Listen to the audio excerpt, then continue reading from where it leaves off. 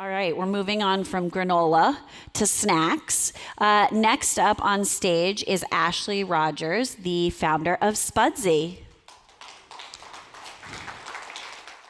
Isn't he cute? Hi, I'm Ashley Rogers, and I'm on a mission to bring the superfood sweet potato to life. Spudsy was born from my love and passion for eating clean and incorporating sweet potatoes in my day-to-day diet. I couldn't seem to figure out why there was a lack of sweet potato products on the market, so I decided to create some myself. Meet my Spudsy sweet potato puffs. They're vegan, gluten-free, non-GMO, and allergy-free. They come in 3 amazing flavors: cheesy cheddar, crunchy cinnamon, and bacon barbecue. They retail for $3.99 and $1.49 and come in a 4-ounce and a 1.5-ounce bag. They're also low in sugar and contain no maltodextrin. Who's our Spudsy consumer, you ask? Better for you snackers and millennial moms shopping not only for themselves, but their families. But who eats Spudsy? Everyone. Everyone is obsessed with Spudsy, and it was a brand created with the whole family in mind. The team behind Spudsy is myself and my partner, Mitch Brantley. I started a company called Buff Bake in 2014 that grew to be a nationally distributed brand in a few short years. My partner, Mitch, has helped grow companies like Snapple and Power Crunch and has 25 years experience in the CPG world. We've partnered with the largest salty snack co-packer in the nation, and these guys are the real deal. They produce massive snack brands and are able to help Spudsy scale quickly. We're currently distributed in UNFI and KeHE and will start to roll out into retailers in January. Some, to name a few, are Giant Eagle, Hy-Vee, Fairway, and many more. The possibilities for sweet potato-based products are endless. We want a Spudsy sweet potato product on every aisle of the grocery store. But to be clear, right now our focus is on our sweet potato puffs. Bottom line, there is an unmet consumer need for sweet potato-based products that does not exist on shelves today. Spudsy will be that sweet potato-focused brand, and we are not just a product. The team behind Spudsy has been there and done this before.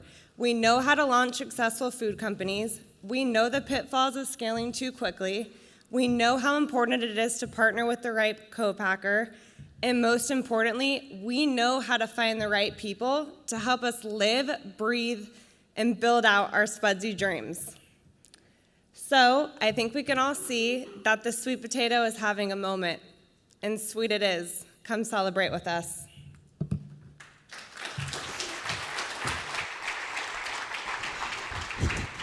All right, I'm going to give you a hand mic.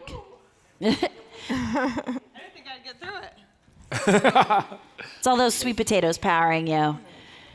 Brian, let's start with you today. What kind of, or today, right now, what were your thoughts on the product?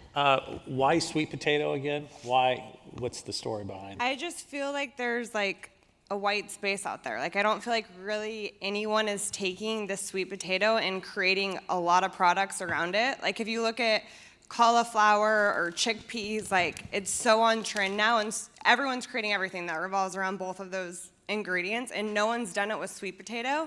And everyone loves sweet potato and knows what it is. Like when chickpeas first came out, I didn't even really know what it was. So I like it too. Yeah, I mean, you're right. Sweet potato is considered a superfood, and it's probably one of the well-known ones from a conventional side. Mm-hmm. The question or thought I'd had is, and maybe on the puff side it's a little bit tougher, but you don't get the sweet potato taste from the product.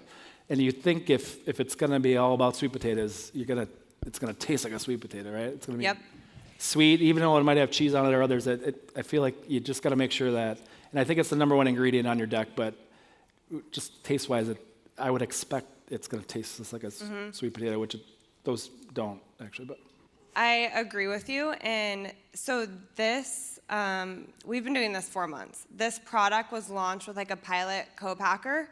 We moved to like the real deal co-packer, and we actually are incorporating sweet potato powder and flour in the products now, so they they will taste more like sweet potato when we launch to our retailers. That's honestly why we haven't launched into retailers yet, because we wanted the product to be perfect. Right now we're just selling online, and it's because we're like building our tribe, kind of what you talked about earlier. That's everything you said is like what I believe in. And so we spent this time like getting feedback, and we're putting more sweet potato in it, and it'll taste more. You're like sweet iterating, potato, I which is promise. great. Yeah. I don't know if any of that made sense.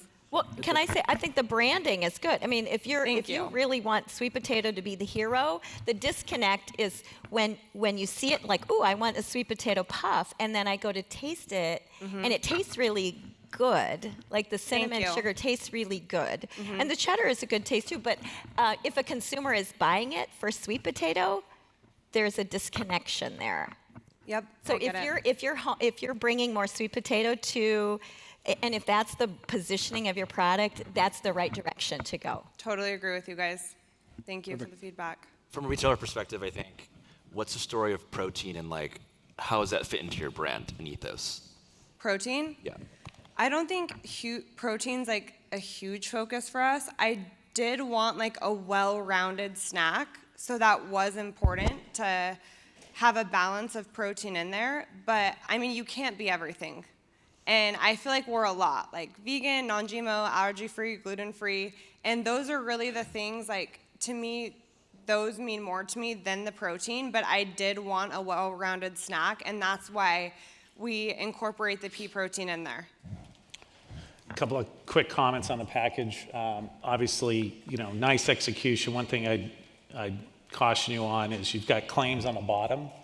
The shelf rail is going to probably block that. Okay, so I know it's hard to figure out where to put those claims, but I don't think the consumer will see it once you're on shelf. I agree with you. And then from a brand architecture standpoint, I mean, I would be concerned. It just feels like single ingredient brand architectures are limited. And at some point, you're going to have a hard time becoming an umbrella and extending into multiple categories unless sweet potato is what you want to be for the whole ride. So, I feel like we but could. great execution from a packaging standpoint. Thank you, I appreciate it. Thank you. Thank you, guys. Thanks. Thank you.